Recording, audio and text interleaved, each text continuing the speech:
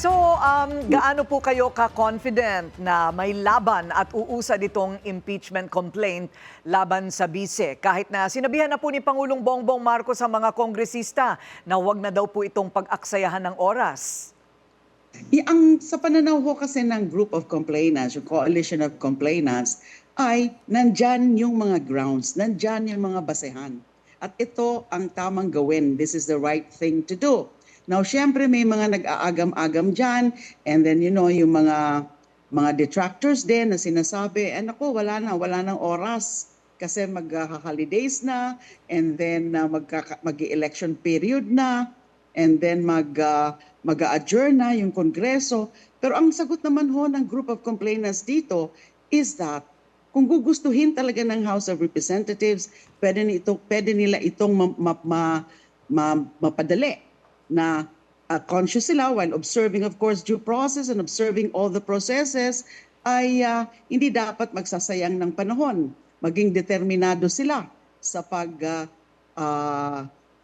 scrutinize ng impeachment complaint. Hindi lang naman yung complaint namin ang i-consider nila. Kami nga, yung complainants, hindi po ako complainant, by the way, I'm just a spokesperson of the complainants. So yung finalo kahapon was the first impeachment complaint at napapabalita po ngayon na mukhang meron din magsasampa bukas. So all of this had to be acted upon, and there are prescribed periods. But those prescribed periods, yung sinabi kanina dun sa nag-intro, na hindi naman kailangan i-maximize.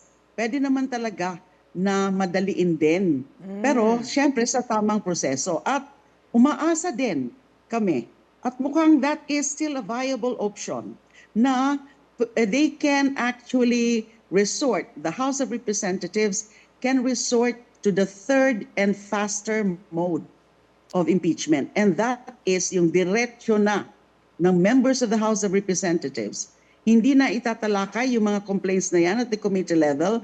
Sila na mismo ang mag-a-approve ng resolution. Basta ba aprobado ng 1/3 of their members. At pag nakuha nila yon, meron na yung so-called resolution of impeachment with the corresponding articles of impeachment na pwede na nilang i-endorse or i-forward sa Senado. With the discouragement, ang ayaw nga po ni Pangulong BBM, di po ba? So with the discouragement of the President himself, in wasting time, he said, dito po sa sinasabing impeachment complaint at yung oras na kakainin po nito, sa palagay po ninyo makukuha nila yung 1/3 na sinasabi po ninyong suporta mula sa Kongreso para umusad yung impeachment? Of course, there can never be certainty with that, no? Ang ano namin is that umaasa kami at confident naman kami. Yung tungkol naman sa discouragement ng Pangulo mismo, naguguluhan niya ang mga complainants Parang mixed signals ang pinapakita ng Pangulo. Kasi di ba, kung kailan lang yon na sinabi niya na umaalma siya o hindi niya talaga papalampasin yung mga threats na yan. And in fact, yung mga tao niya sa gobyerno, sa executive department, ay nag-file na ng kaso yung sa PNP. And then yung DOJ and NBI nag-iimbestiga na. And mga tao niya yan, sa executive department yan. And bakit ngayon ay magpepreno siya? At bakit bigla niyang sasabihin yan? Dahil nagkaroon nga ng leaked information about that. Kaya yung sinasabi po namin, tama na yung yung urong sulong, yung abante and then atras. Di ba? Yung ambiguity, lalo pang nakakaano yun Pero sa pananaw nga ng coalition of complainants, now, these are diverse civil society groups. Hindi tayo dapat ma-hostage o pakialaman dun sa gusto nating gawin. Okay. So, yeah. Ang isipan namin is that this is may sapat na dahilan at ito na nga yung tamang panahon.